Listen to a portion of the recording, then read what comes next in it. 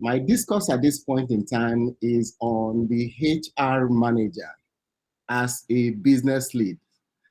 I'm going to approach the conversation first around the things that have affected the HR space. And then I'll tie it into how HR can partner with the various internal departments to ensure we are in compliance with cybersecurity. And then I'll close my discourse with recommendation on key steps that HR leaders can take in order to contribute to ensuring that their organization and staff are in compliance with cybersecurity. It's an opportunity and honor to be here to discuss with you with the experience gathered over time. I've witnessed the remarkable transmission and transformation of the HR space and the role of HR. Try and picture this if you can. HR was once considered as the department of paperwork and policies. But today it has gone through radical makeover. We are not just HR managers, we are now business leaders. We influence critical decisions within the organization. Whether those decisions are growth decisions, they are decisions about maintaining where we are, or decisions around divesting. HR is in the middle of that conversation. The next few minutes, I want to shed some light on why HR managers are now indispensable.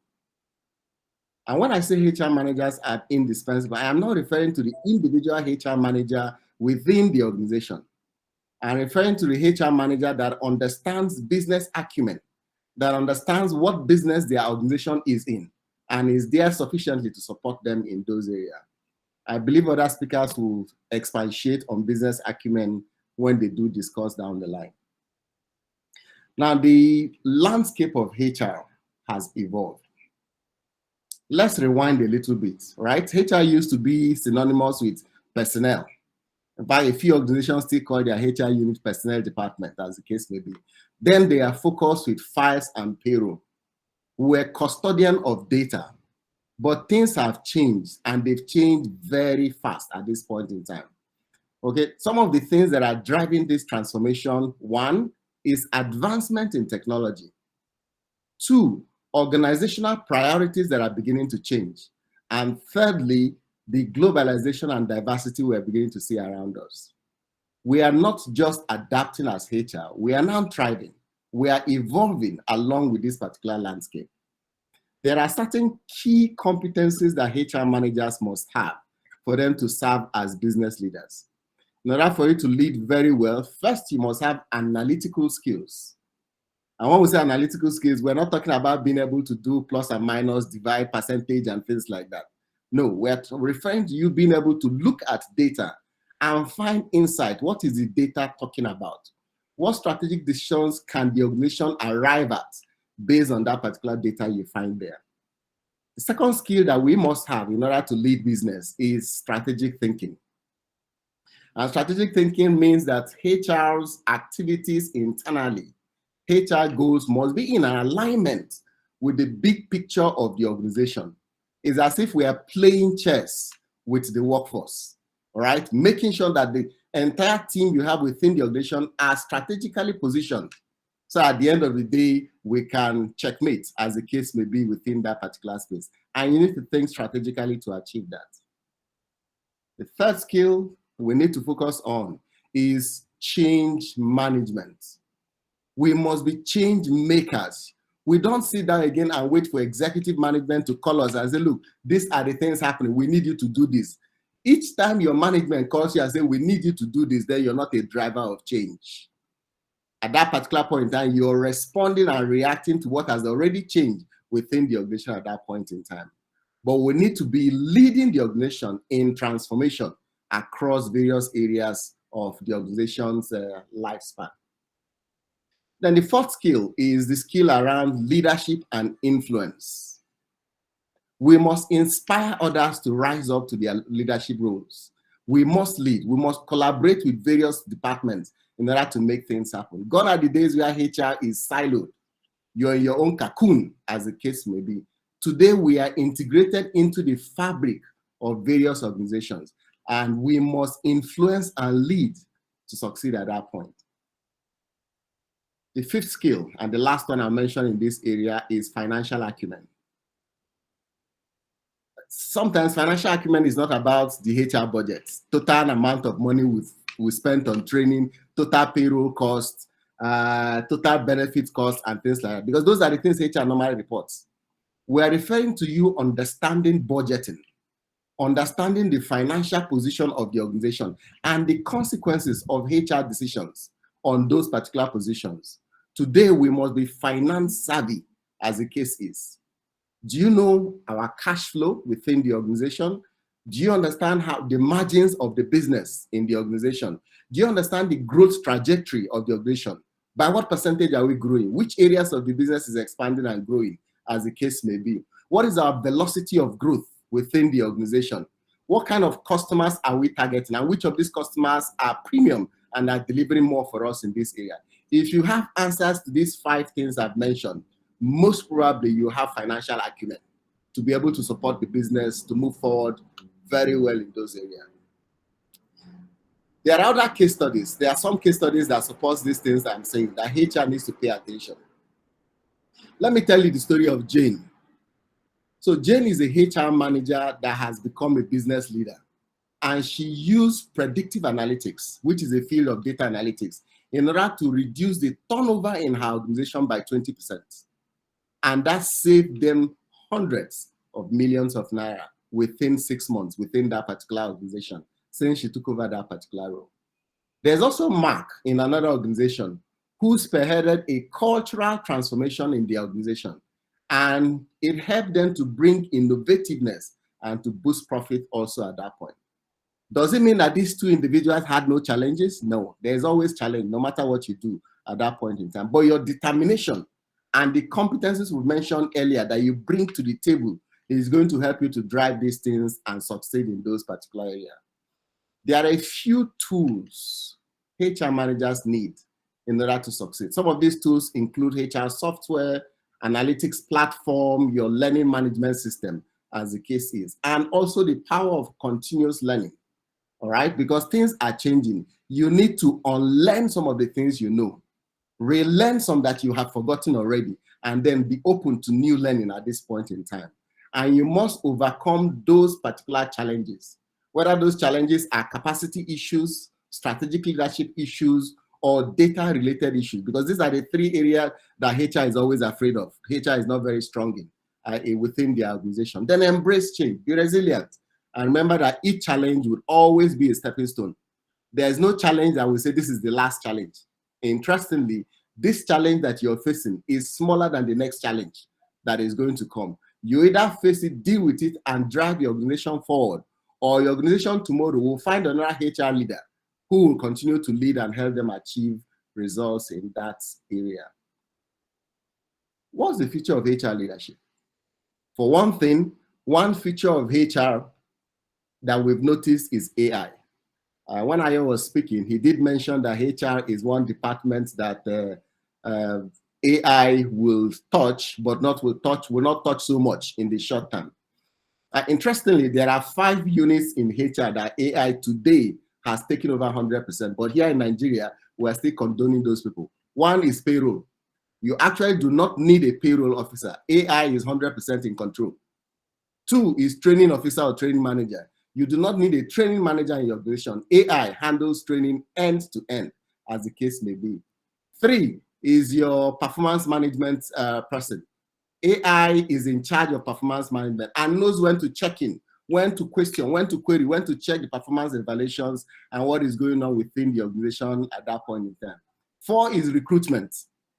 Your recruitment system, AI today, scans through LinkedIn and identifies the right candidate and is able to profile, ask the right questions, and invite the person for a final interview within the organization. So the recruitment person is an endangered species, as the case may be within the organization. Then finally is your employee relations officer.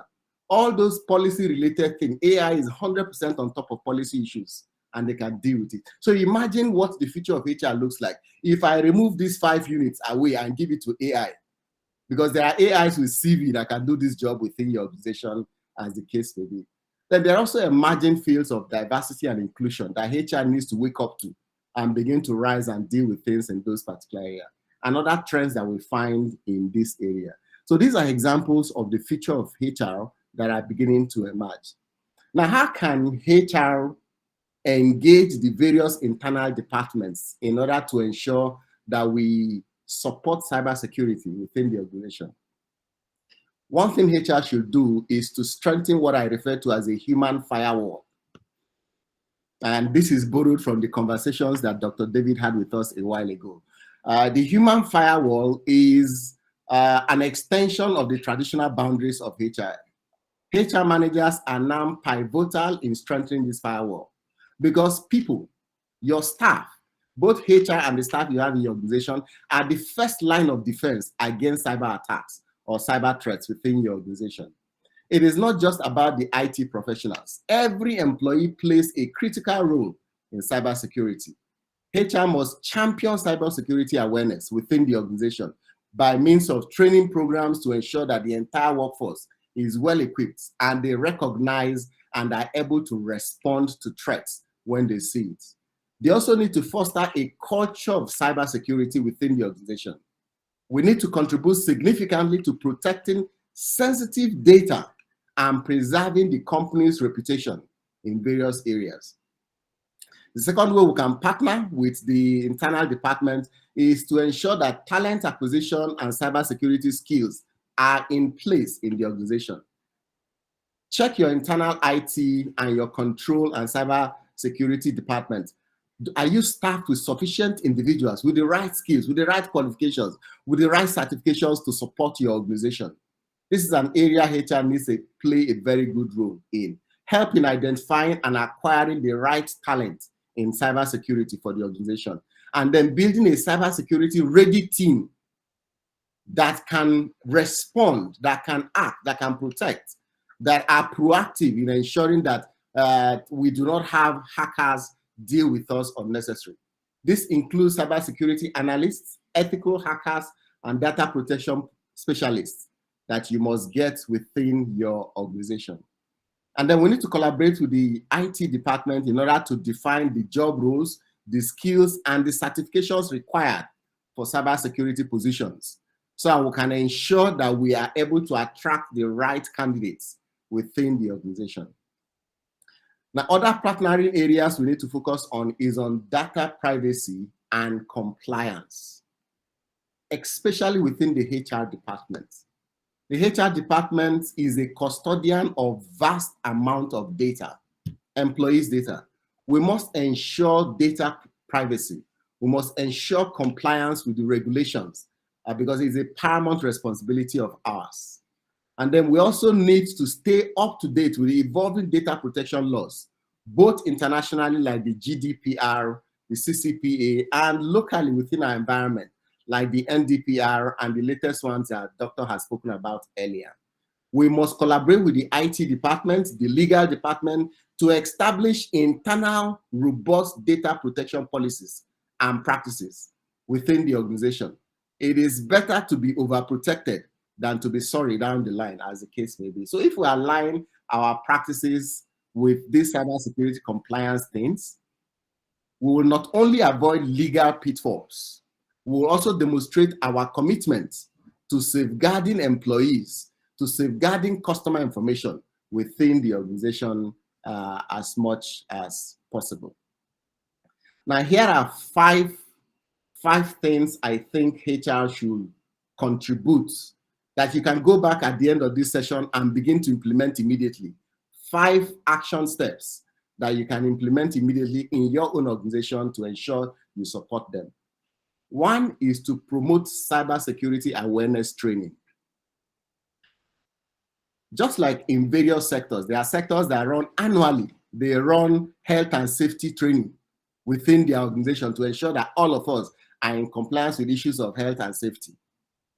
Also, some other organizations annually, especially in the finance industry or financial industry, they run annual trainings on anti-money laundering. It is time for HR annually to run programs around cybersecurity awareness for all staff, because there are always emerging new things, new trends, and new attacks and new styles those people are using. So we need to implement regular awareness program in this particular area for all employees, ensure that staffs understand the latest in terms of threats, best practices, and their own role in protecting the company's data.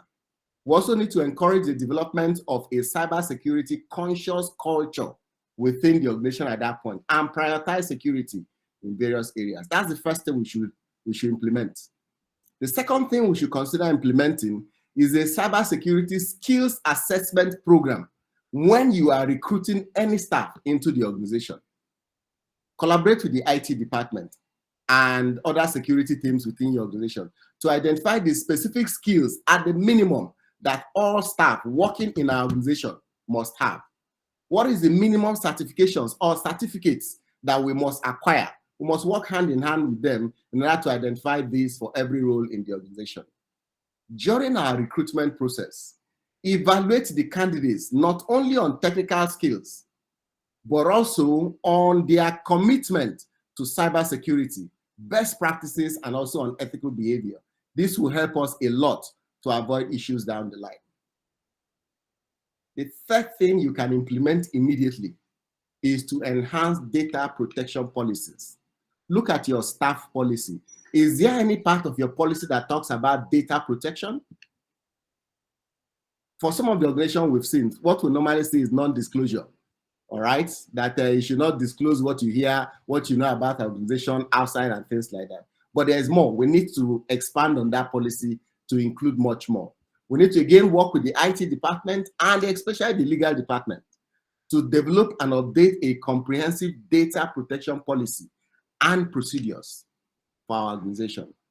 We must ensure that these policies cover data classification, data access control, encryption, incident response, and then compliance with the relevant data protection agencies and regulations that we have around us.